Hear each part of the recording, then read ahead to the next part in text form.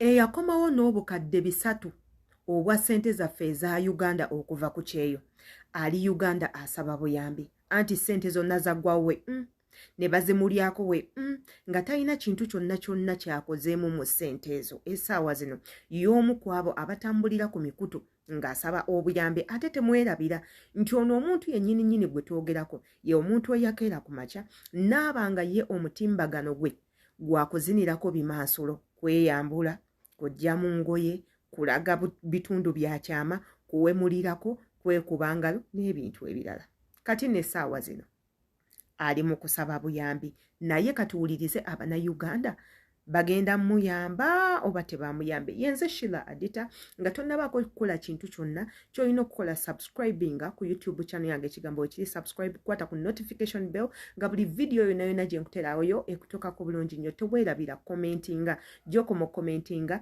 gye tukoma okumanya endowooza yo ku butambinga bunene bwe tuba tukoze eki bwe tuba tutaddeyo katugendeko mu butambi bwa mukwano ono oba bwa mukwano gwaffe ono ate era tubeere nga tukomawo. Sinama tunakwata kashi ne muwa wanji. Uganda wakoma one sente meka? Uganda nakoma one sente meka?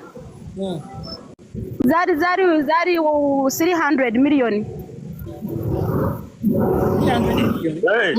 300 million zesente. Wabula bandani. Kadde mwako.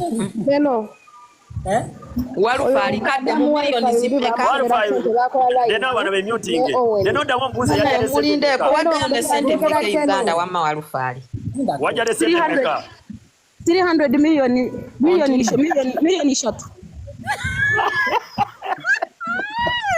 Nzemfudde. Gomanya ko bulyawo. Walufali wafuta tunacho. Azana watukora mu kezo sente. Manya mubya musokera muzimba.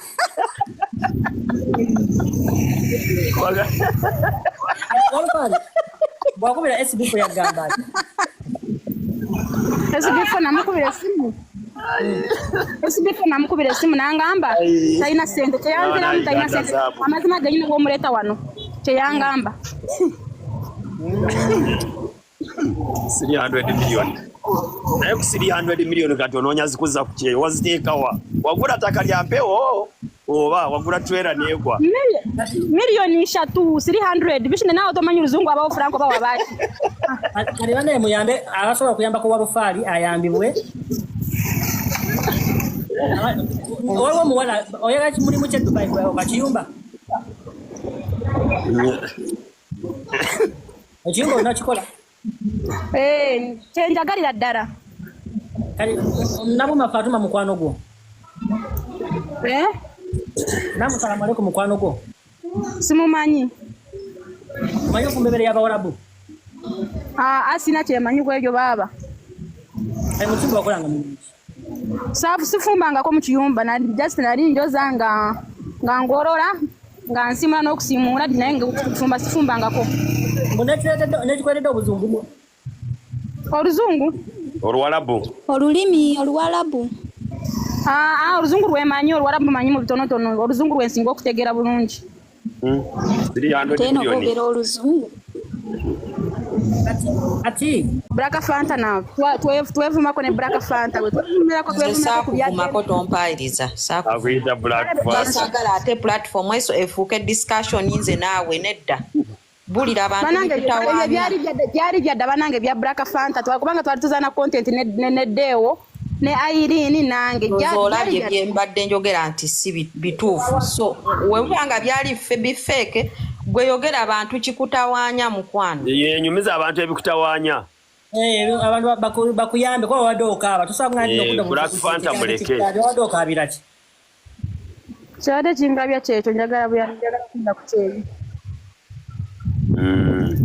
tanzija kukyeza ulcers ati zaona nagenda ko mu ddwaliro ne paprambi ne gemulago namala ina ku 3 ne banzijanjaba kati ndi ku ddagala ly'ekinyankoli gyendi mu kunywako naye kale ziringe zakendeera kati Dubai ono ejumukyeyo n'olusangayo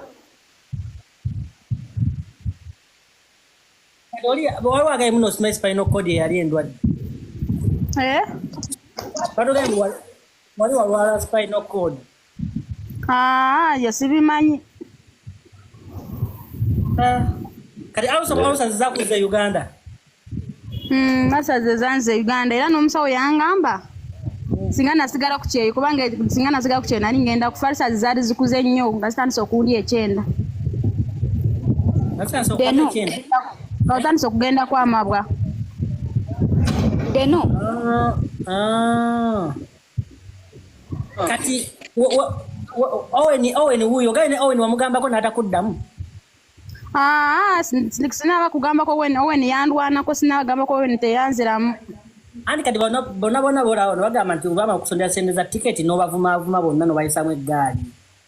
Naye simanyi lwaki abantu bagamba mbona bavuma naye ze sina video gye nakola nga ndi mu kuvuma abantu. But anyway, kale nimbasa kuba nakoze enshobi but I'm sorry kale mu nsonyiwe bwe mba nyina gwe nanyiza bansonyiwe. Naye embeera gye Uganda. Owen ayogere kuba ye chairman w'abanyankole asooka ayogere tuwulire endowooza ye. Owen yogera.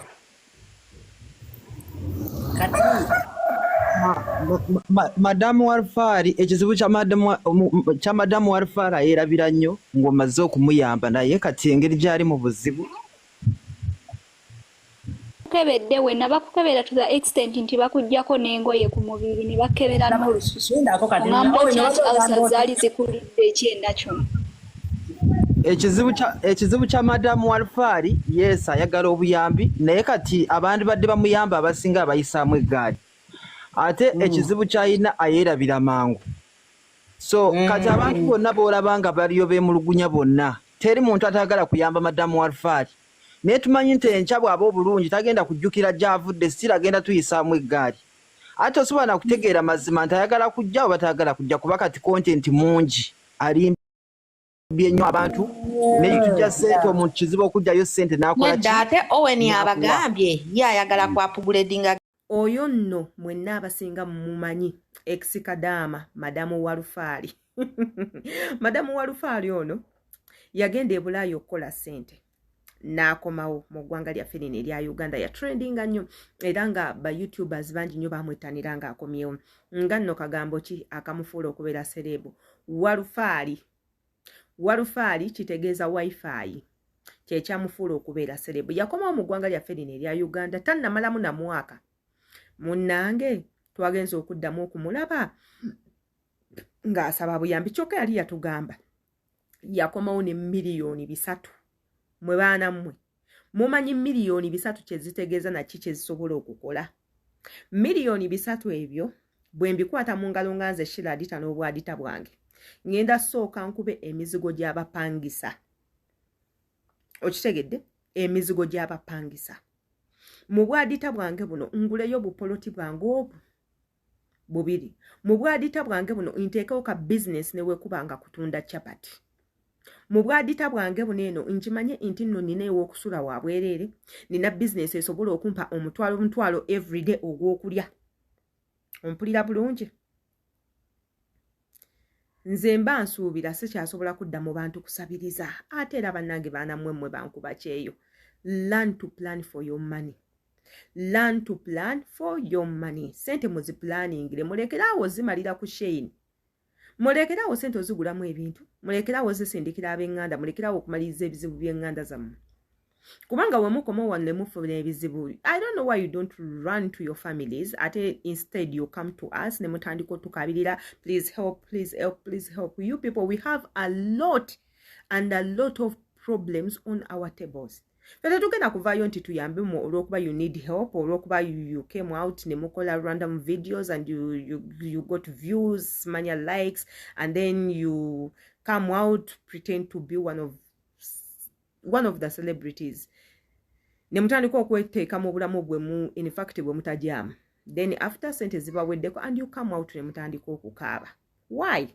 Banange temutukooya. Yenze Sheila Adita kammanye endowooza yo ku butambi nga buno eno. Mbagala nnyo, see you in my next video.